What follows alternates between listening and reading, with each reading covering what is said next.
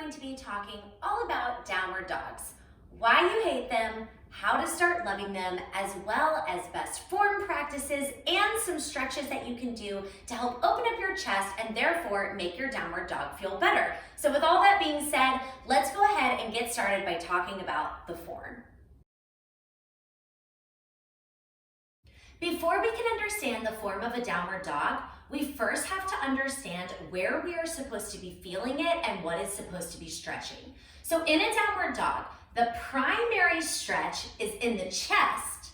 The secondary stretch is in the hamstrings.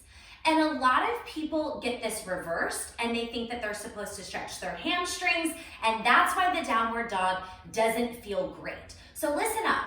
If you have a super tight chest, right? If these muscles are really tight, it's hard for you to interlace your hands back behind your back like this, you are probably not going to feel the downward dog stretch in your hamstrings, but rather we're gonna work the form to first open up the chest. So let me show you what I mean. When people do a downward dog, a lot of times they're trying to pop their legs up to straight. So the form ends up looking something like this.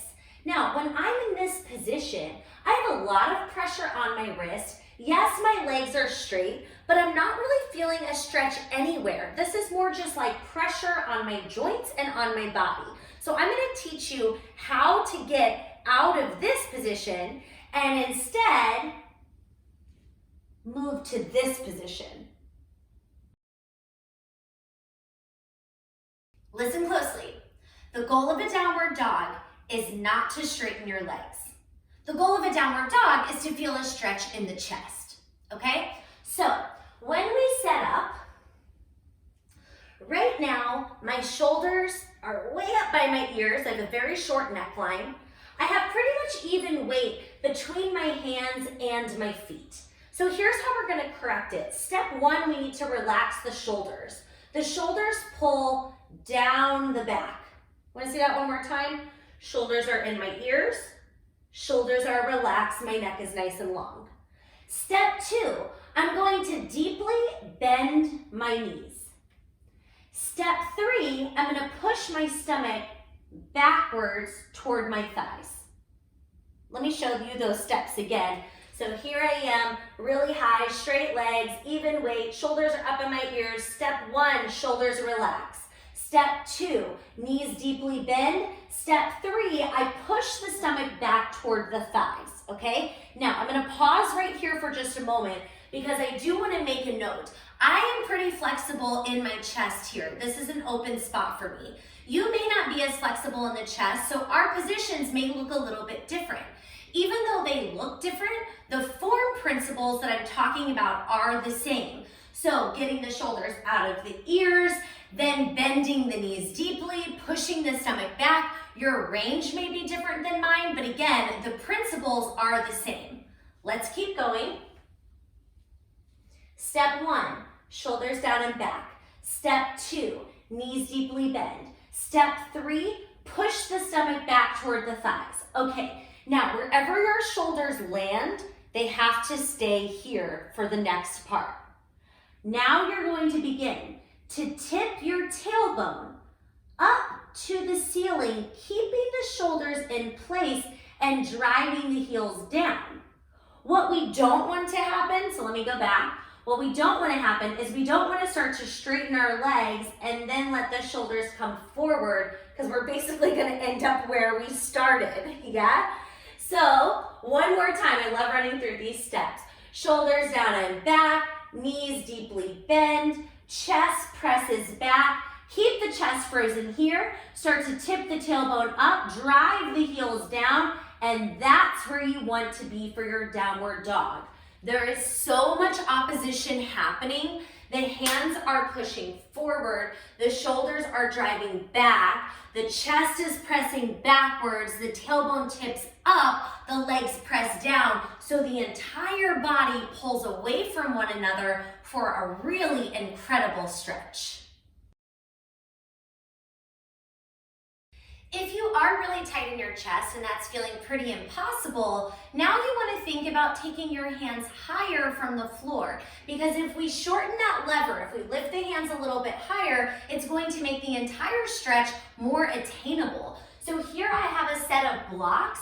You could absolutely do your downward dog on these blocks and it will be a more gentle stretch. You can take the hands even higher and do this stretch on a chair. So here we go, my shoulders drop down, my knees deeply bend, my stomach pushes back to the thighs, I keep my shoulders here, and I tip my tailbone up to the ceiling while driving the heels down.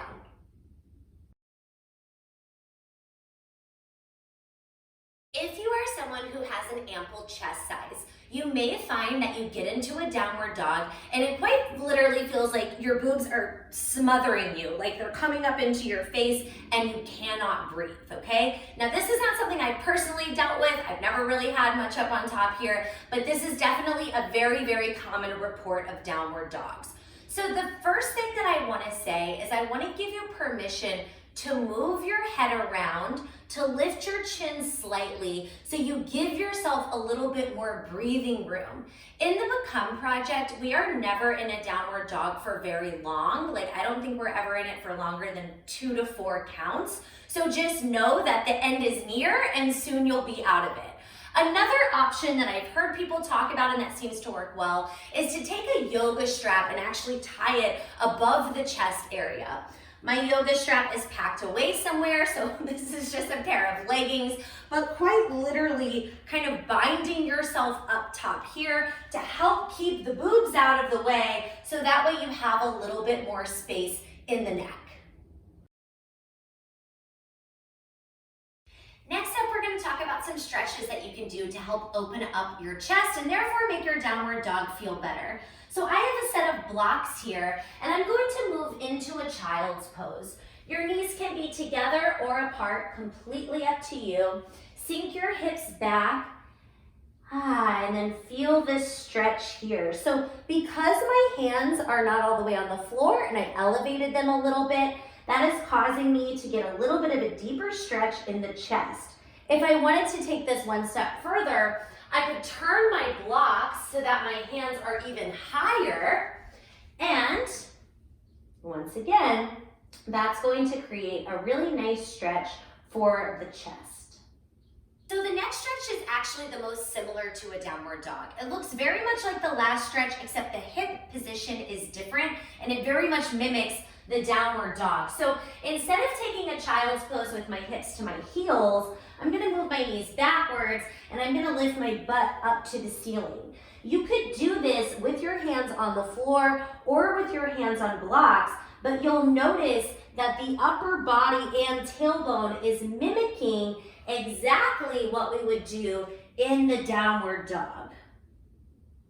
This third stretch is the one that's the easiest to inject into your everyday life because you don't have to get down on the floor. This is really just about interlacing the fingers back behind the back. Now, there's several different places you can go with this. So first thing first, if you cannot get your fingers to touch back here, then you want to grab a yoga band, a towel, a pair of spandex, and you want to grab on this way and then use that band to walk your fingers closer to one another until you get to the point where the fingers can actually interlace. Once you have the fingers interlaced, then you're working to puff the chest up and pull the arms back. The next place that you would go is to try to get your palms to touch. This is harder than what people may imagine. So you may be able to get like this without the palms touching, but then see if you can get the palms to touch and then think about pulling the knuckles down and lifting the chest up. To go deeper from there, you would lift your hands up and away from your tush and press back. And then if you wanted to go even deeper, you could tip over to the floor, let the head dangle. Your palms may pop apart and that is totally fine. You can do it together or apart. And I do want to mention that if you're holding on to a towel or whatever you have behind your back, You can also tip down to the floor and get this nice chest stretch. Those are my tips for downward dog, but I want to leave you with just a couple other nuggets. Number one, you can downward dog with your feet together or your feet apart. If you're struggling with a downward dog or if you have a bigger belly, do not be afraid to widen the feet, bend the knees, and really sink down into the stretch. Number two, a downward dog is not designed to put pressure on your wrist. The form steps that I showed you at the beginning will alleviate any pressure off of the wrist. And number three, always feel welcome to change your position or find alternatives. Use the chair, use blocks, do what is right for your body, because at the end of the day, you know what's best for you.